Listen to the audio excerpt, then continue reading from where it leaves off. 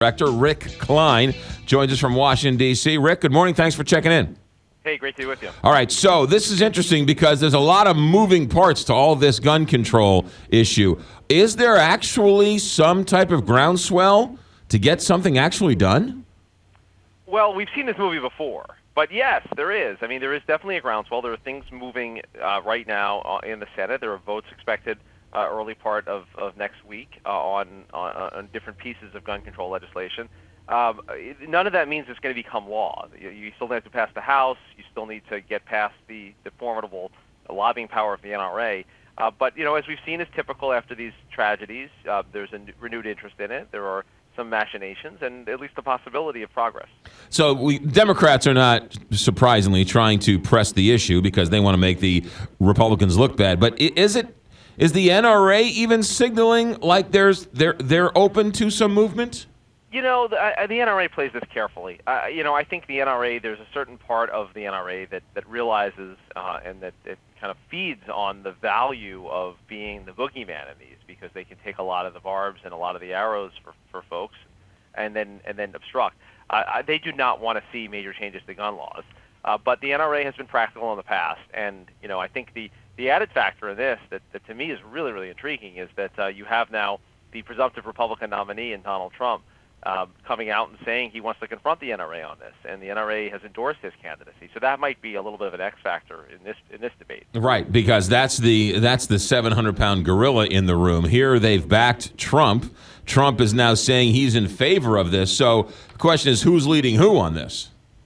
Yeah, and it might be that Trump doesn't know what he's doing, or as was always with him, maybe he's 20 steps ahead of everybody and knows exactly what he's doing. I think for him, he could potentially tap into a pretty powerful populist movement if he plays his cards right around the gun debate. He could also overstep very easily and see his base abandon him. So we don't know when this meeting is going to happen. He's only elaborated in the length of a tweet so far on what he wants to see on gun control. But Trump may or may not be successful in the fall, but I think you're seeing again the ability for him to dominate a political debate. So just so we understand what they're arguing, is it anything more than just getting somebody who's on the no-fly list on a no-buy list? Yeah, I mean, there's also universal background checks is a piece of it, and even the standard you just put out is a murky one, and there's a lot of levels to it. There isn't one consolidated just no-fly list that is a well-thought-out thing. There are many lists that come together in an FBI list, and then how do you appeal that if you think you're on there wrongly? And that's something Republicans and NRA folks talk about all the time, that there's no due process involved in that. So that ends up being where the rubber hits the road on this. Right, and going back to the original problem, which is this shooter, nobody's making the argument he should have been on a no-fly list, or are they saying that the FBI messed up and should have been on a no-fly list and then not been able to buy guns? Well, that's a good point. I mean, not a technical no-fly list, but he certainly was on the FBI's radar screen. But the FBI closed that investigation. So that raises almost exactly the circumstance they were talking about that makes it so sticky. Someone that you might have had suspicions about in the past has done nothing, though, to sacrifice their constitutional right, their Second Amendment right to gun ownership.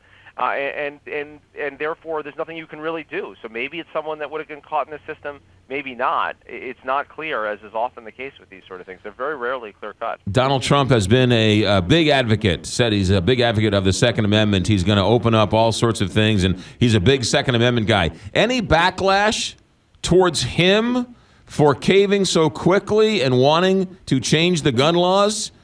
Yeah, although I don't even know, people are still trying to figure out what he means and when this meeting will happen. But yes, we're seeing that for some Republicans and say, look, this shows that he was never one of us in the beginning. This shows that he isn't someone that can be trusted on conservative issues. He is clearly, kind of winging it in terms of policy. I don't know if this is going to be the tipping point for people, but, NRA has shown that it can be a pretty powerful enemy. And if he does not find a way to kind of get them on the same page, I think that is a more problematic thing for him. That is Rick Klein, ABC News political director. Rick, thanks for checking in.